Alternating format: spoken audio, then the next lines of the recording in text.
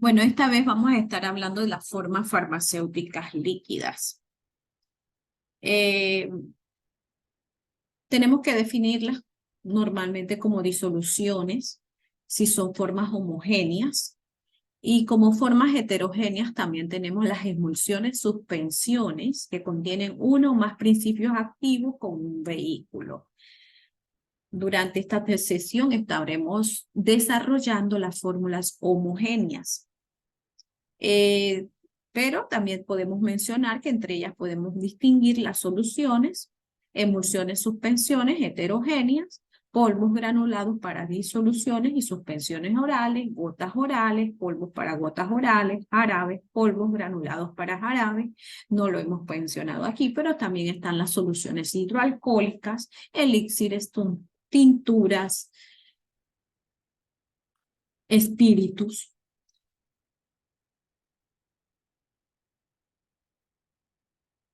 ¿Qué ventajas tienen? Bueno, facilidad de ingestión, por eso que son muy utilizadas en pediatría, geriatría, y también al ser totalmente solubilizadas, poseen mayor biodisponibilidad porque pueden llegar al sitio de acción de manera rápida. Tienen menor efecto irritante en algunos casos y son de fácil dosificación. Ahora, ¿qué inconvenientes pueden presentar las mismas? Alto riesgo de contaminación, ya que una fórmula acuosa es más propensa al crecimiento microbiano que si tuvieran una forma sólida de tabletas, ¿no? Granulados. Difícil de enmascarar sabores desagradables, aquellas sustancias que son principios activos sumamente amargos, sumamente ácidos, no deben entonces colocar en este tipo de forma farmacéutica porque va a poseer un sabor mucho más acentuado que si fuera una tableta. Tienen acondicionamiento frágil, por ejemplo, si es de vidrio, que a su vez también presenta desventaja porque es de gran volumen y también es de transporte caro, ¿no? Al ser el vidrio pesado.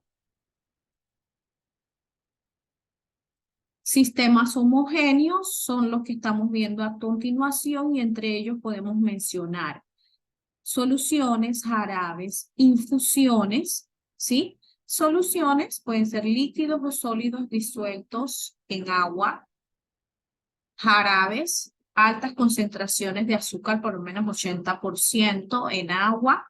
Infusiones ya son soluciones obtenidas a partir de hojas, algún parte de una planta que se obtiene a través de calentar la misma y colocarla durante cierto tiempo para obtener entonces que ciertas sustancias solubilizadas en este agua a una temperatura por lo menos de 70, casi hirviendo, se puede extraer ciertos componentes activos de la misma. Están también las soluciones hidroalcohólicas, como por ejemplo espíritus, que son a partir de destilación. Están los elixires con altas concentraciones de alcohol, muchas veces que indican 20% hasta 50%, pero realmente lo máximo son un 30% de alcohol, ¿no? Para niños. Tinturas, a partir de una parte también de una materia vegetal o una materia animal. Y también tenemos los extractos, que también se obtienen a partir de una parte de sustancias vegetales, ¿no? Y bueno, y los fluidos. Ok. En cuanto a la parte de las soluciones, tenemos que, como hemos mencionado, es un principio, varios principios activos disueltos en un líquido. Pueden presentar como soluciones límpidas, transparentes, en sabor y olor agradable, ¿sí? Que se diluyen extemporáneamente en un vehículo que puede ser agua. Existen distintos tipos de soluciones, por ejemplo, las soluciones insaturadas, en donde la cantidad de soluto disuelto es inferior a la que se indica su solubilidad. Ejemplo, la solución salina. Soluciones saturadas, cantidad de soluto disuelto es igual a la que se indica la subsolubilidad.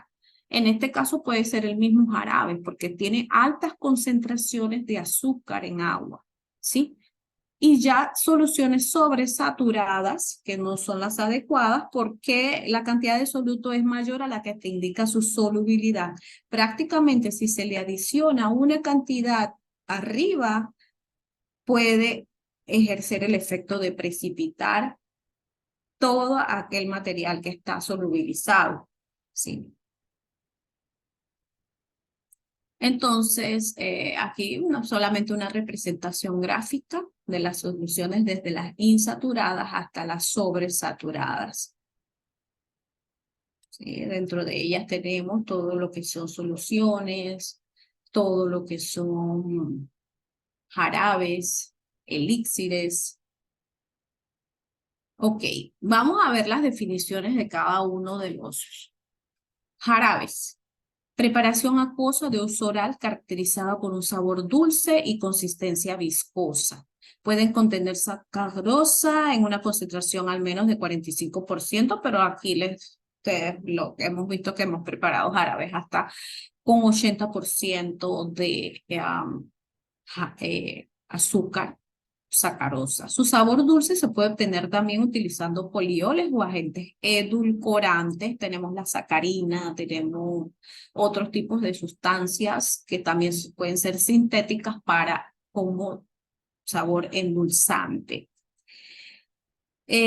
También pueden contener otros agentes saborizantes y se indican, por ejemplo, en envases multidosis, por ejemplo, para ser administrados a través de cucharadas, la jeringuilla dosificadora, ¿sí? Los elixires, entonces, son soluciones hidroalcohólicas límpidas, endulcoradas, que también contienen colorantes que mejoran su aspecto, aroma y aumentan su sabor. Se utiliza la administración para fármacos que son insolubles en agua, pero solubles en mezclas de agua y alcohol. Los elixires aromáticos se utilizan entonces como vehículos, mientras que los medicamentosos se emplean por el efecto terapéutico que ejercen los fármacos que contienen. Otras soluciones hidroalcohólicas entonces también serían las tinturas, que por ejemplo, según la USP, las tinturas son soluciones alcohólicas hidroalcohólicas preparadas a partir de drogas vegetales o sustancias químicas. La proporción de fármacos representada en las diferentes tinturas químicas no es uniforme. Sí, tradicionalmente las tinturas de fármacos potentes eran de origen vegetal esencialmente, eran más o menos 10 gramos de sustancias por cada 100. Y la mayoría del resto de las tinturas vegetales representaban 20 gramos de materia vegetal por 100 mililitros de tintura. No los mencionamos aquí, pero también están, por ejemplo, los espíritus, ¿sí? De que habíamos hablado que son productos de destilación de ciertas hojas o ciertas partes de materia vegetal, ¿sí? Ok, muchas veces las sustancias solubilizadas en los vehículos nos poseen cierto grado de solubilidad y tienen entonces que mejorarse mediante distintos métodos de solubilización. Entre ellos tenemos, por ejemplo, aumentando la temperatura. Al aumentar la temperatura, aumenta la cinética o el movimiento entre las moléculas y estas partículas entonces permiten integrarse dentro del vehículo. Así que esta es una manera con aumento de la temperatura. Otro modificador de la solubilidad también es el pH, en donde la mayoría de los fármacos, por ejemplo, son ácidos o bases débiles y su solubilidad en agua depende del grado de ionización. Eh, si nosotros queremos solubilizar un tipo de molécula que posiblemente no sea tan soluble en un medio, si es un ácido débil, nosotros deberíamos entonces colocarlo en un medio levemente básico para que aumente la solubilización, pero aumenta su grado de ionización. La molécula en ese momento podía eh,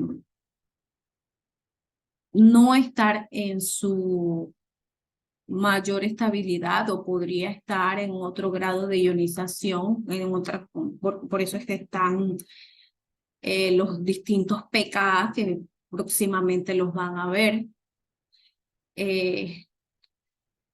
Pero depende del tipo de efecto que ustedes deseen.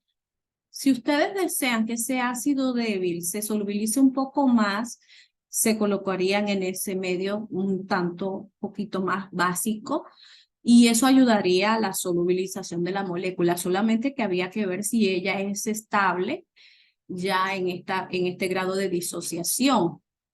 Ahora, si ustedes quieren es una absorción inmediata de ese ácido débil, entonces mantienen la molécula en esa pH ácido. Es más, este pH ácido podría ser como una especie de solución buffer que mantiene la molécula en ese grado de ionización, o sea, que no se ionice para que entonces posea mayor absorción, ¿no? Así que dependiendo del tipo de efecto que ustedes deseen, así mismo es el pH que van a utilizar para la disolución de la molécula. Otras técnicas de solubilización son, por ejemplo, aquí, por ejemplo, determinar la constante dieléctrica de tanto de la molécula como del cosolvente que se va a utilizar. Aquellas constantes dieléctricas altas van a ser más polares y en la medida que ellas van bajando van a ser menos polares, más hidrofóbicas. ¿Cómo nosotros entonces vamos a considerar el tipo de mezcla que debemos utilizar? Vamos a ver un ejemplo por aquí. Por ejemplo, aquí tenemos el fenobarbital y consideramos que la constante dieléctrica del mismo está entre 48 y 53. Entonces vamos a tener que utilizar una mezcla de agua con etanol que prácticamente tenga la misma constante dieléctrica de este fenobarbital para que de esta manera haya mayor solubilidad del fármaco en esa mezcla de cosolventes. Asimismo, por ejemplo, este esteroide tiene 58, entonces aquí la constante dieléctrica que tiene con una combinación de agua con glicerina y etanol en proporciones de 25, 50 para 25, prácticamente tendrá esa misma constante dieléctrica, garantizando entonces la solubilidad de este esteroide. Igual la digoxina o el lanatócido 40 y las combinaciones entonces de alcohol bencílico con polietilenglicol y agua serán las cantidades que la constante dieléctrica de esta mezcla de solventes, cosolventes, sea de 40. Vamos a ver una aplicación y este va a ser después nuestra práctica al final de la presentación. Tenemos esta solución oral de paracetamol que usualmente en pediatría son 120 miligramos por 5 cc, ¿sí? 2,4% más en volumen. Entonces tenemos, por ejemplo, este tipo de solventes, ¿sí? Y para cada uno de ellos, gramos por 100 cc vamos a decir, 1 en 70 de agua de acetaminofén. Entonces ahí vamos determinando las constantes dieléctricas de cada uno de ellos. ¿Qué es lo que vamos a utilizar aquí, por ejemplo? Nosotros vamos a ir determinando las constantes dieléctricas de ese acetaminofén para cada uno de los cosolventes que tenemos aquí, ¿sí? A partir de una ligación, nosotros vamos a ver cuáles son las concentraciones o las proporciones de todos estos cosolventes a utilizar para que la constante dieléctrica quede exactamente, por ejemplo, en 40, que es la disolución máxima de este acetaminofén. ¿Sí? Hacemos entonces varias proporciones mediante ligación y encontraremos entonces la constante dieléctrica que nos permitirá la mayor solubilización de este acetaminofén en este punto. Para este caso fue agua con un porcentaje de 20%, propilenglicol 29,58, glicerina 13,68, polietilenglicol 32,69 y sorbitol líquido 4,12. En anexo les estoy dejando un artículo que da un ejemplo y quería entonces que ustedes me encontraran con una variación de solventes, por ejemplo, que tenga propilenglicol, glicerina, sorbitol, para, por ejemplo, un medicamento que ustedes decidan en ese problema. ¿Qué combinación o qué proporciones de propilenglicol con glicerina y sorbitol deben utilizar que sea más estable y agua? 4, agua, propilenglicol, glicerina y sorbitol deben utilizar para esa molécula que ustedes decidan, ¿sí? Para dejarlo entonces de tarea para resolver. Otra técnica de solubilización, por ejemplo, también son las formaciones de sales, como yo se lo mencionaba durante las clases, en donde, por ejemplo, la molécula base es ácido benzoico, pero la velocidad de disolución de ácido clorhídrico, por ejemplo, 0,1 molar, sería de 2,1 miligramos en 100 minutos por centímetros cuadrados, 2,1, pero ya la sal sódica de ese ácido benzoico, por ejemplo, el benzoato de sodio, ya su solubilidad aumentaría a 980, ¿sí? Miligramos en 100, por 100 minutos por centímetro cuadrado. Entonces, 100 veces es la solubilidad de la base contra su sal. Igual el fenobarbital, ¿sí? Vemos cómo aumenta 200 veces esa solubilidad con su sal sódica. Acá, por ejemplo, de ácido salicílico al una base de ácido salicílico, 1870 veces aumentaría. Asimismo el ácido succínico y así vamos observando. Por ejemplo, cuando nosotros tenemos, era lo que les comentaba, yo tengo un jarabe que es la mayor cantidad de ingrediente que tiene es acuoso. Preferiblemente yo debería utilizar benzoato de sodio porque su solubilidad acuosa es mucho mayor que el ácido benzoico. Ahora, si yo, por ejemplo, voy a solubilizar ese ácido benzoico en una solución hidroalcohólica o en una solución, por ejemplo, un espíritu o una tintura con altas concentraciones de alcohol, preferiblemente voy a usar el ácido benzoico para solubilizarlo, ¿no? Que si yo utilizara una solución totalmente acuosa, ahí tendría preferiblemente que usar su sal, que es el benzoato de sodio. Vemos estos grandes ejemplos del benzoato de sodio, cómo lo utilizan mucho para los jugos que ustedes ven, que Bonlag, Estrella Azul, observen, tienen este tipo de agente conservante, benzoato de sodio. Ahora, si por ejemplo ustedes van a ir y van a utilizar una solución hidroalcohólica, lo más seguro es que no tenga el benzoato y sí tenga entonces el ácido benzoico, ¿no? Igual, si ustedes van a, por ejemplo, colocar ese fenobarbital como una solución alcohólica, utilizarían, por ejemplo, la base de ferrobarbital. Ahora, ya para un jarabe, utilizarían la sal sódica.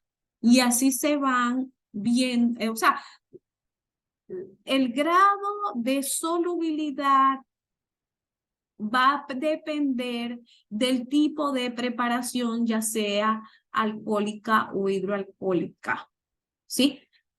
Si se va a usar la sal o si se va a usar la molécula como tal, la base.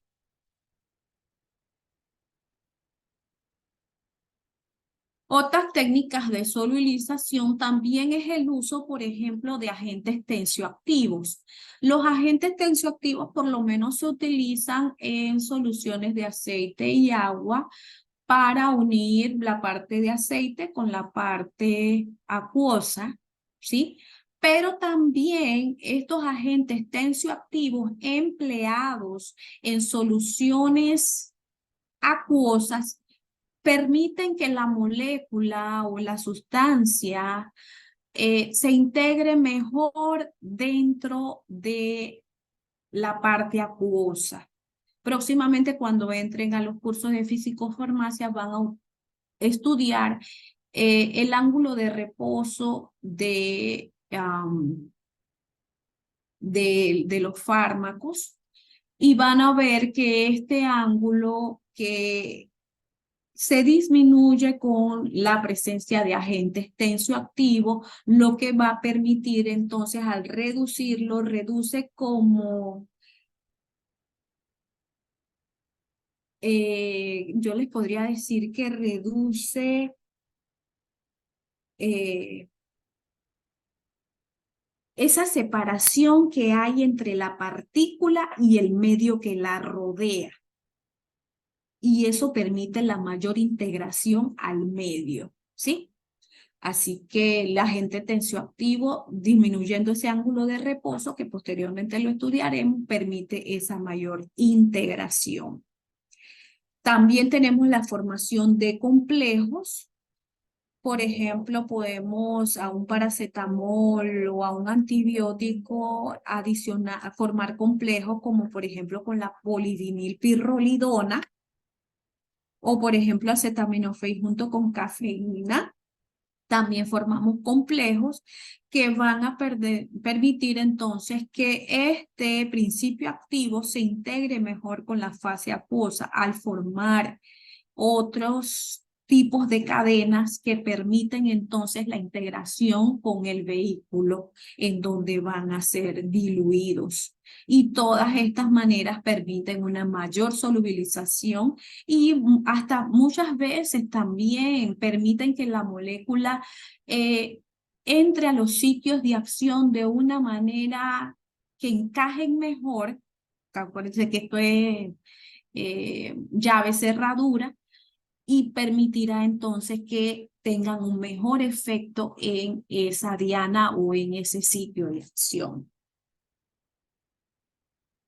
Aquí tenemos un ejemplo de ciclodextrina, por ejemplo, de glucopiranizol, ¿sí?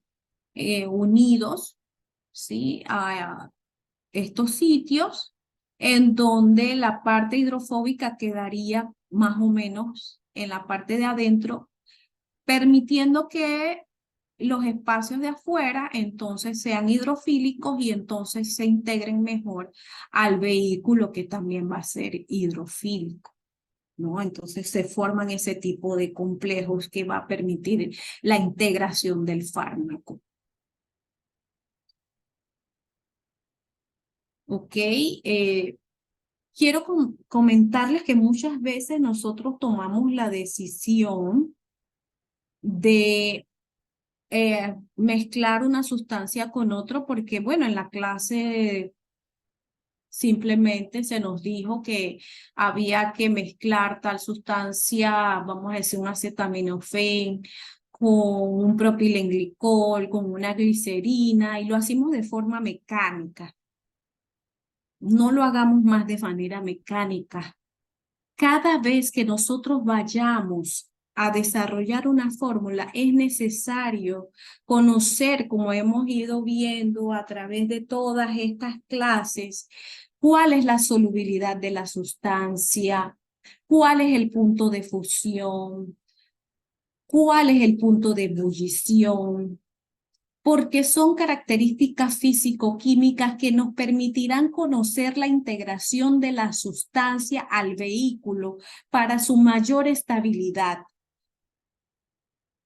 Y además también esto permitirá que esa molécula llegue al sitio de acción en mayor cantidad y con mayor efectividad para realizar la acción en ese lugar. Entonces, no es simplemente mezclar unas sustancias con otras, sino que poco a poco vayamos aprendiendo la importancia al formular que tiene conocer la molécula. Durante las semanas he estado acompañando a muchos de los compañeros a desarrollar proyectos de formulación y me ha gustado que algunos han buscado artículos científicos para verificar qué deben mezclar, por ejemplo, cuando han preparado sus tipos de soluciones, emulsiones, suspensiones. Esta es una manera de empezar a desarrollar fórmulas y siempre debe ser en base a artículos científicos que me muestren un diseño de forma de preparación, ¿sí? Así es que quiero que queden meditando en la importancia de conocer las características físico-químicas de la molécula para entonces poder desarrollar un producto. Ok, los sistemas homogéneos están formados por lo general por agua, reguladores del pH, como lo habíamos dicho, edulcorantes, aromatizantes, enmascaradores del sabor, colorantes, conservantes.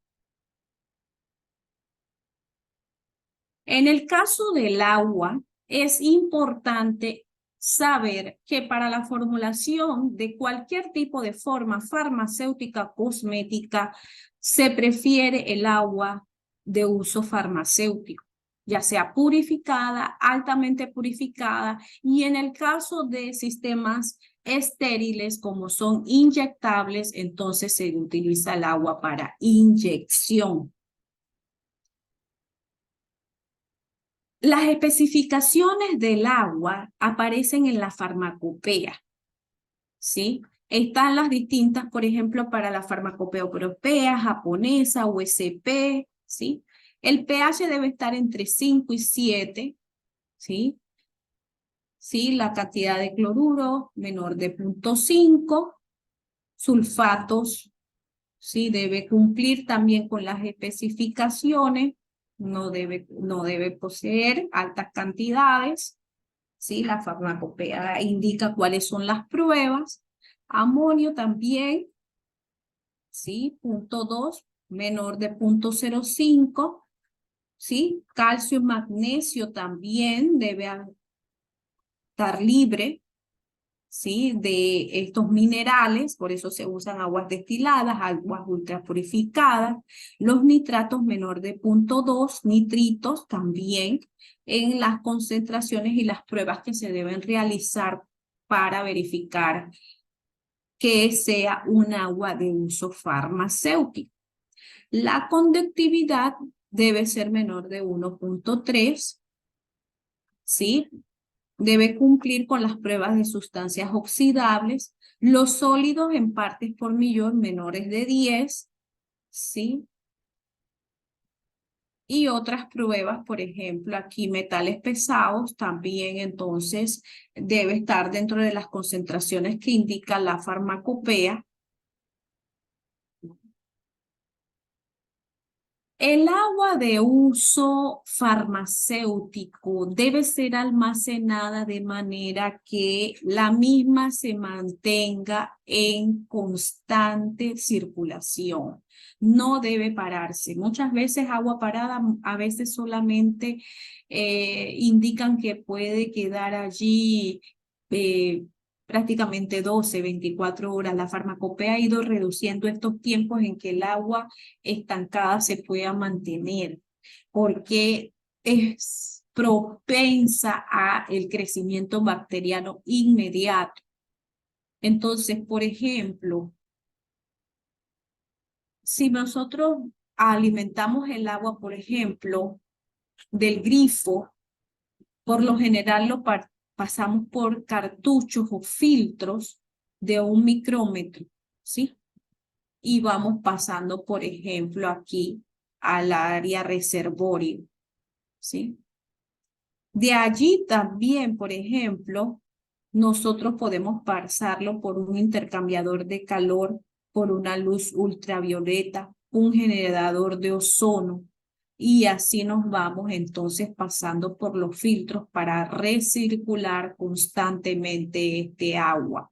Este agua nos permitirá, por un lado, con los filtros, disminuir la cantidad de minerales y otras sustancias, partículas que puedan estar, ¿sí? Para evitar que esté desmineralizada o el agua a utilizar, y todas estas partes de intercambiadores de calor, generador de ozono y ultravioleta, entonces te permitirán mantenerlo libre de microorganismos, bacterias y hongos, todo lo demás, ¿sí? Así que es necesario mantener esta recirculación del agua para su uso farmacéutico. Otras sustancias empleadas que son los reguladores de pH, como lo habíamos mencionado. Entre ellos, por ejemplo, tenemos el ácido acético y sus sales, rango de pH que debe ser entre 3,5 y 5,5%. Hay que saber qué tipo de regulador de pH se utiliza, con qué tipo de sustancia. Es importantísimo conocer la característica de la molécula, en donde es su pH de mayor estabilidad, para asimismo entonces poder utilizar el tipo de regulador de pH. Por ejemplo, sustancias que son solubles entre 3,5 y 5,7, se utiliza ácido acético en estas concentraciones. Por ejemplo, cuando el acetaminofén, si ustedes pueden observar, el acetaminofén tiene un pH creo que entre 6 y 8 que dice la farmacopea. Entonces se tiene que utilizar ácido cítrico en concentraciones que dé ese pH para que la molécula mantenga su mayor estabilidad.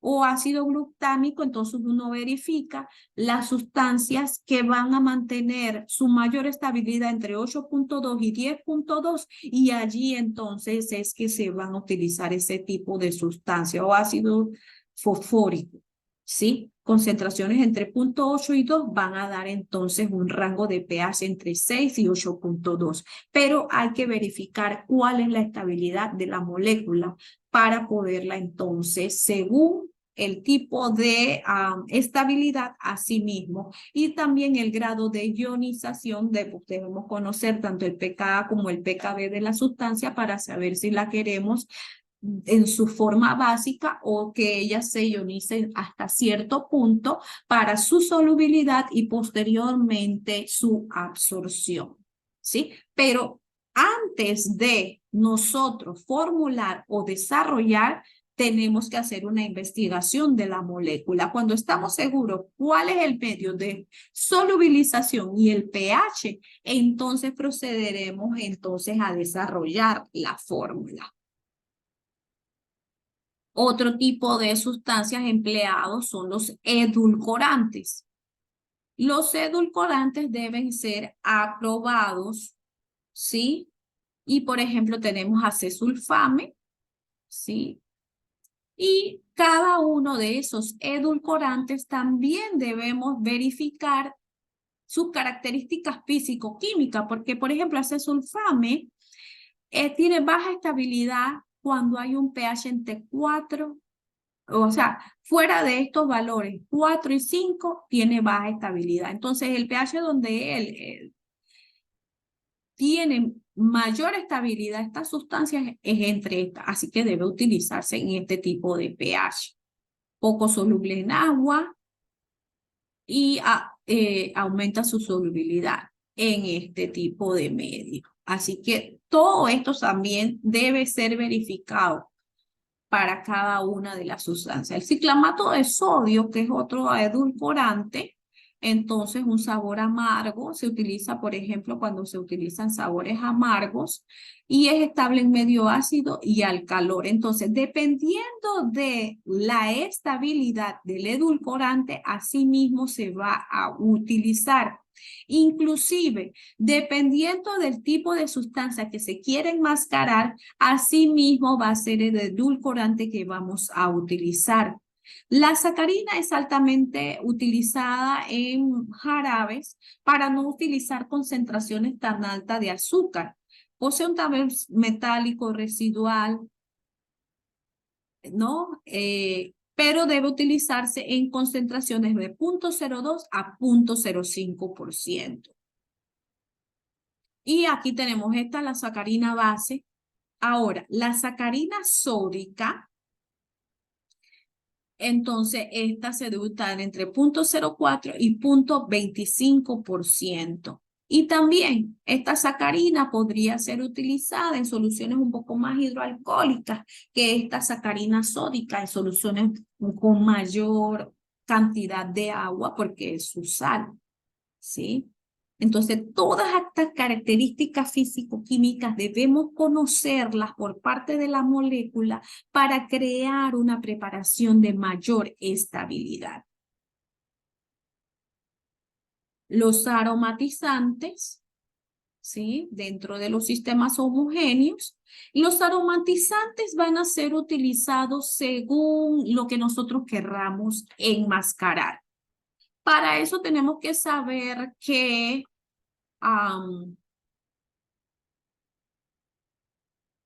por ejemplo, a nivel de la lengua, ¿dónde es que se perciben los distintos sabores? Por ejemplo, aquí en el frente el sabor amargo, a los lados el ácido. Unami dice que aquí es donde se concentran los sabores deliciosos. Acá abajo, entonces casi en la garganta, el sabor dulce y los sabores salados, entonces se pueden percibir en la parte inferior externa, perdón, interna de la boca. Entonces, conociendo la posición, asimismo, entonces vamos a utilizar los distintos aromatizantes y saborizantes, ¿sí? ¿Qué aromatizantes se van a utilizar? Por ejemplo, se puede influenciar por la edad. Niños, se prefiere entonces que utilicen preparaciones dulces con sabor a fruta. Adultos se prefieren sabores ácidos. Ancianos, sabores a menta o vino. Depende de la edad, se van a utilizar los saborizantes. Así tenemos también que, por ejemplo, esta vez me dio un poco de gracia porque cuando estábamos formulando, muchos decían, yo voy a tal esencia porque me pareció que era la mejor que tenía. Pero realmente cuando la agregaron a la preparación, muchas veces yo sentí que no enmascaraba el olor o no enmascaraba, en algunos momentos también no consigue enmascarar el sabor en el caso de si hiciéramos preparaciones de uso oral. Es por eso que es importante conocer cómo enmascara cada uno de los agentes saborizantes y aromatizantes los tipos de sustancias. Por ejemplo, el sabor ácido, ¿sí? De naranja, limón, ¿sí? Se puede enmascarar, por ejemplo, utilizando cloruro sódico, ¿no? Le agregamos, por ejemplo, un poquito de sal a la preparación y vamos entonces a percibir mucho menos ese sabor ácido. En este caso, por ejemplo, ese sabor ácido se obtiene aquí, ¿sí? A los lados laterales, pero al agregarle entonces ese cloruro sódico, entonces ya el sabor se reparte entre estas dos áreas y se percibe menos ese sabor ácido en las áreas verdes. Sabores, por ejemplo, salados, ¿sí? Como son los de las vitaminas, se pueden entonces enmascarar con sabores como frambuesa, cereza, caramelo, canela, regaliz. Ahora, los sabores amargos se van a enmascarar con, por ejemplo, saborizantes como chocolate, café, melocotón. Los amargos se pueden entonces enmascarar con, por ejemplo, con sales, con ácido cítrico.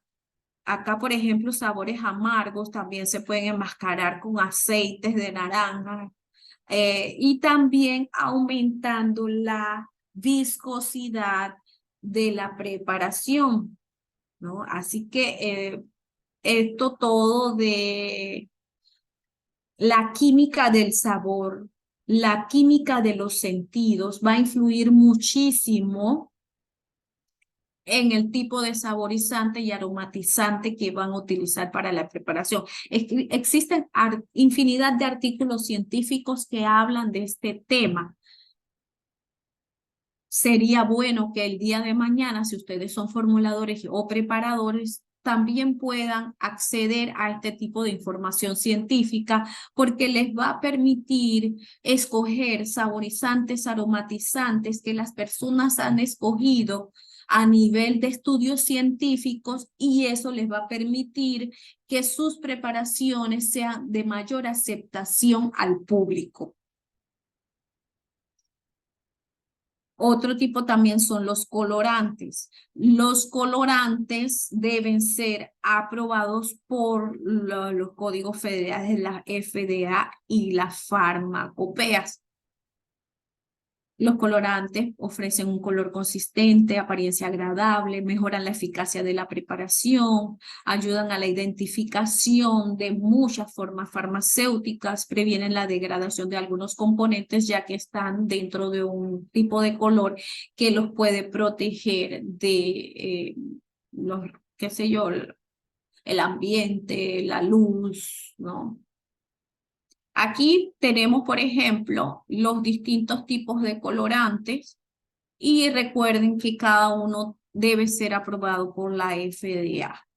Dependiendo del tipo de preparación o dependiendo del tipo de sabor o del tipo de aroma que ustedes presenten, asimismo debe ser utilizado el colorante dentro de la preparación. A veces también nos engañan porque, por ejemplo, utilizan, vamos a decir, un color azul y le ponen hasta un color de fresas y después dicen que blueberry, pero mentira, no es ningún blueberry, pero como la vista se va, engaña el cerebro, entonces es todo también la química de los sentidos. Sería interesante que leyeran artículos científicos porque la química de los sentidos muchas veces uno ve algo con un olor y ese mismo olor después puede colocarle otro color y ya uno lo percibe como otro aroma o como otro sabor,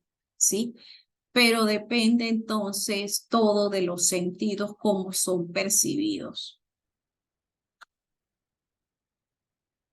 Bueno, están los colorantes orgánicos, que son algunos solubles en agua, está el carmín de índigo, la tartaracina, el amarillo naranja, la eritrocina, las lacas. Dependiendo del tipo de forma farmacéutica que ustedes estén o cosmética por elaborar, así mismo deben ser escogidos. Colorantes naturales, beta-caroteno, ácido carmínico, caramelo, entre otros, ¿no? Y dependiendo del tipo de sustancia que ustedes quieran enmascarar o quieran que las personas perciban, así mismo podrán usar el colorante. También colorantes inorgánicos, óxido de hierro, dióxido de titanio, ferrocianuroférricos, ¿sí? Por otro lado están los agentes conservantes. Los agentes conservantes también tienen que verificar dónde es su mayor estabilidad. Y esos agentes conservantes también van a depender del tipo de fórmula. Por ejemplo, el fenol se utiliza entre 0,2 y 0,5%. Y el fenol tiene mayor efectividad contra agentes gram positivos, negativos, hongos, levaduras. Y su actividad debe ser, por ejemplo, en pH ácidos. Así tenemos otros tipos de conservantes, clorofenol, fenilfenol, ¿sí?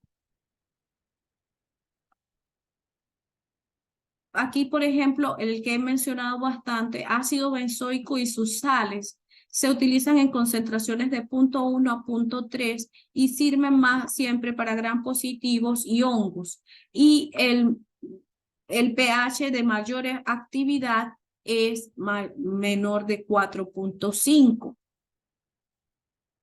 También tenemos otros compuestos, como por ejemplo, clorobutanol, alcohol bencílico, ácido betafeniletilo, o por ejemplo, conservantes mercuriales, acetato y nitrato de fenilmercurio, pero todos debemos verificar cuál es la concentración entre las cuales se debe utilizar el tipo de actividad. Hay muchos conservantes, pero que por ejemplo para agentes utilizados en suspensiones, emulsiones, muchos son neutralizados por los agentes tensioactivos. Así que debemos tener cuidado cuando escogemos un conservante para este tipo de formulaciones que no sea enmascarado o neutralizado por estos agentes tensioactivos. Así que al momento de utilizar un agente conservante es necesario también ver dónde es la mayor estabilidad, el pH y otras sustancias que lo puedan neutralizar para su uso efectivo. Hasta ahora hemos estudiado los sistemas homogéneos, ¿sí? Toda la parte de soluciones, jalaves, elixires, tinturas y espíritus. Para las próximas, el próximo presentación, entonces nos estaremos refiriendo específicamente a suspensiones y emulsiones. Y como les comenté, le voy a dejar la actividad didáctica en donde les estoy dejando un artículo para que ustedes lo lean con referencia a la combinación de cosolventes que ustedes pueden sugerir, pero que es necesario verificar el coeficiente dieléctrico, ¿sí? Para que ustedes puedan decir, bueno, la molécula, el coeficiente dieléctrico es de 40. Bueno, para esta molécula entonces yo tengo que usar una combinación de propilenglicol con agua y alcohol, que cada uno tiene ese coeficiente en tanto a partir de la ligación medial. Y ustedes entonces de esa manera me puedan sugerir qué combinación de cosolventes deben utilizar para ese tipo de molécula. Así que bueno, hasta aquí entonces finalizamos nuestra preparación. Nuestro